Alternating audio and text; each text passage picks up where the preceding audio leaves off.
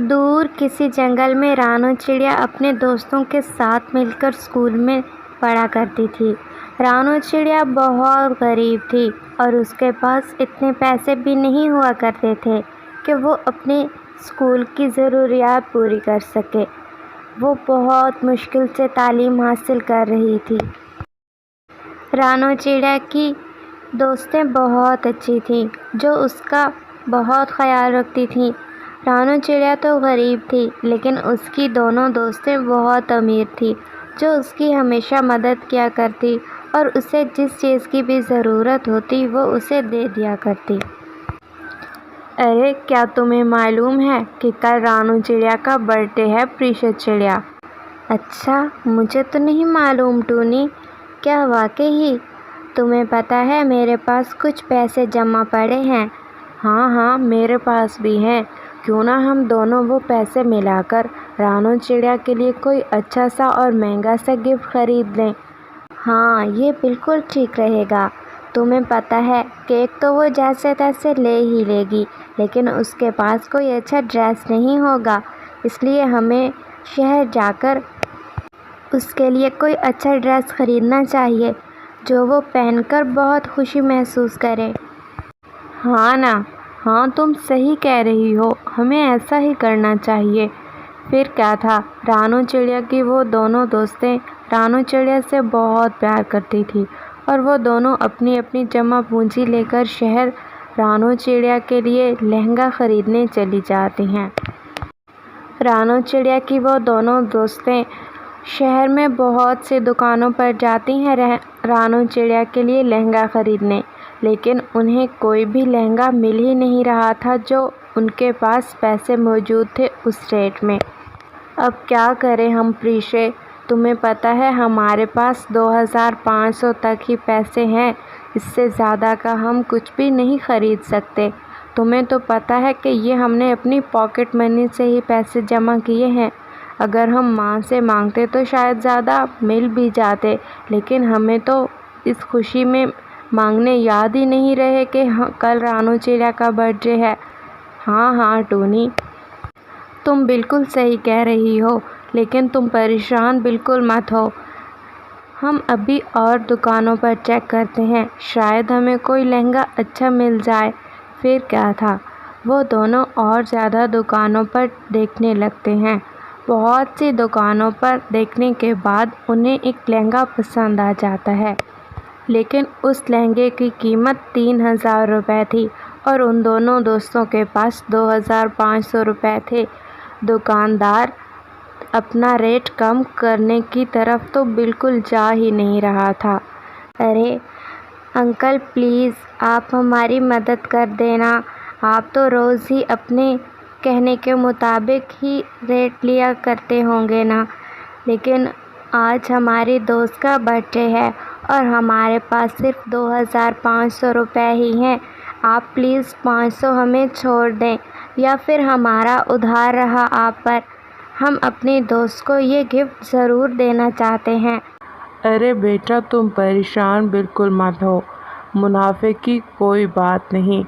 آج میں منافع نہ بھی لوں تو خیر ہے، تم اپنے دوست کے لیے یہ گفٹ لے جاؤ اور مجھے بہت خوشی ہوگی اگر تم اپنے دوست کے لیے یہ لے کر جاؤ گی تو۔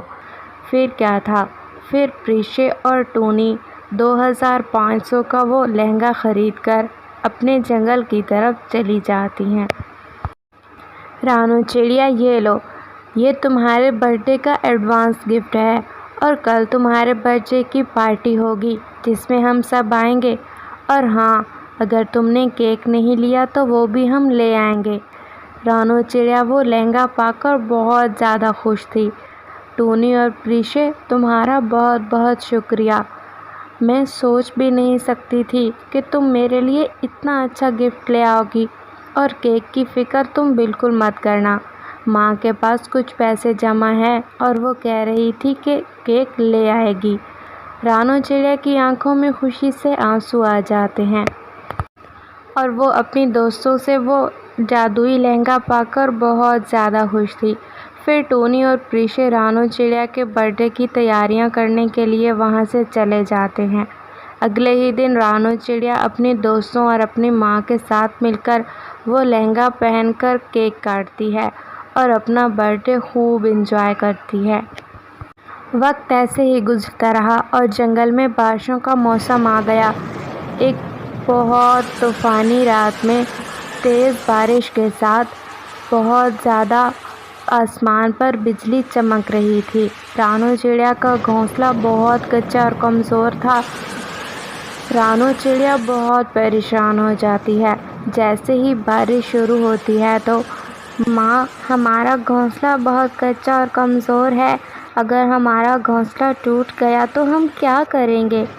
بیٹی، تم پریشان بالکل مت ہو، ہر مشکل کے ساتھ آسانی ہے۔ اگر ہمارے اوپر کوئی مصیبت آئے گی تو اوپر والا ہماری مدد کرے گا اور اس مصیبت میں سے ہمیں نکال دے گا۔ تم پریشان بالکل مت ہو۔ وقت اچھا ہو یا برا، ہمیشہ صبر اور حوصلے سے کام لینا چاہیے۔ ہاں ماں، تم ٹھیک کہتی ہو۔ پھر رانو چڑیا اپنی ماں کے پاس سو جاتی ہے۔ جنگل میں بہت تیز ہوا کے ساتھ بارش لگاتار ہو رہی تھی۔ رانو چڑیا کا گھونسلہ بہت کچا اور کمزور تھا۔ وہ اچانک سے نیچے گر کر ٹوٹ جاتا ہے۔ رانو چڑیا اور اس کی ماں، وہ جیسے ہی گھونسلہ نیچے گرتا ہے تو دونوں اس میں سے باہر گر جاتی ہیں۔ جیسے تیسے کر کے وہ ان دونوں کی جان تو بچ جاتی ہے اور ایک خراش تک نہیں آتی، لیکن ان دونوں کا گھونسلہ پوری طرح سے ٹوٹ جاتا ہے۔ رات کے اس وقت رانو چڑیا اور اس کی ماں بہت پریشان ہو گئے تھے۔ اب وہ جاتے بھی کہاں؟ گھونسلہ تھا جو مکمل طور پر ٹوٹ گیا تھا اور رانو چڑیا کی دور دور تک وہاں پر کوئی سہیلی نہیں تھی۔ جو بھی دوستیں تھیں وہ دوسرے جنگل سے تھیں اور اس کی ماں بہت زیادہ رو رہی تھی۔ ماں، آپ پریشان کیوں ہو رہی ہیں؟ ابھی تھوڑی دیر پہلے تو آپ ہی مجھے حوصلہ دے رہی تھی نا، پھر اب آپ خود ہی رونے لگ گئیں۔ آپ پریشان بالکل مت ہوئیے۔ رانو چڑیا اور اس کی ماں جنگل میں جتنے بھی پرندے ان کے جانے والے تھے ان تمام کے گھونسلوں پر ہی دستک دیتی ہے، لیکن مجال ہے کسی پرندے نے ان کی مدد کی ہو۔ تمام پرندے ہی اپنی اپنی جان بچانے کا سوچ رہے تھے اور ہر پرندے کو اپنے گھونسلے کی فکر تھی۔ پھر کیا تھا؟ ماں، اب ہم کیا کریں؟ کوئی پرندہ ہماری مدد کرنے کے لیے تیار ہی نہیں ہے۔ ارے رانو بیٹا، تم پریشان بالکل مت ہو، اوپر والا ہماری مدد ضرور کرے گا۔ دیکھو نا، ہمارا گھونسلہ ٹوٹ گیا لیکن ہم بالکل ٹھیک ہیں۔ میں نے تمہیں کہا تھا نا کہ مشکل کے ساتھ آسانی بھی ہے۔ اگر ہماری جان بچ گئی ہے تو گھونسلہ تو ہم جیسے تیسے کر کے بنا ہی لیں گے، بس آج کی رات جیسے تیسے گزر جائے۔ وہ دونوں ماں بیٹی ایسے ہی باتیں کر رہی تھی کہ انہیں کسی کی آواز آتی ہے۔ ارے ماما، یہ کس کی آواز ہے؟ کون بول رہا ہے؟ رانو، رانو بیٹا، مجھے تو لگتا ہے تمہارے اس کپڑوں کے بیگ میں سے کوئی آواز آ رہی ہے۔ اور رانو چڑیا وہ جیسے ہی بیگ کھولتی ہے تو اس میں سے وہ جادوئی لہنگا باہر آ جاتا ہے۔ رانو چڑیا، میں کوئی عام لہنگا نہیں ہوں، میں ایک جادوئی لہنگا ہوں اور تم جو چاہو مجھ سے پا سکتی ہو۔ رانو چڑیا بہت خوش ہو جاتی ہے۔ میں بہت پریشان ہوں، اس وقت جنگل میں بہت تیز بارش ہو رہی ہے اور میرا گھونسلہ کچا تھا اور کمزور بھی تھا جو تیز بارش اور آندھی کی وجہ سے ٹوٹ گیا ہے۔ آپ پلیز میری مدد کر دیں جادوئی لہنگے، ہمارے لیے کوئی رہنے کے لیے اچھا گھر بنا دیں، ہم بہت مشکل میں ہیں۔ اور پھر وہ جادوئی لہنگا ایک سیکنڈ میں رانو چڑیا کے لیے بہت اچھا اور مضبوط گھونسلہ تیار کر دیتا ہے۔ رانو چڑیا اور اس کی ماں اس گھونسلے میں رہنے لگتی ہیں اور وہ جادوئی لہنگا بھی ان کے ساتھ ہی تھا۔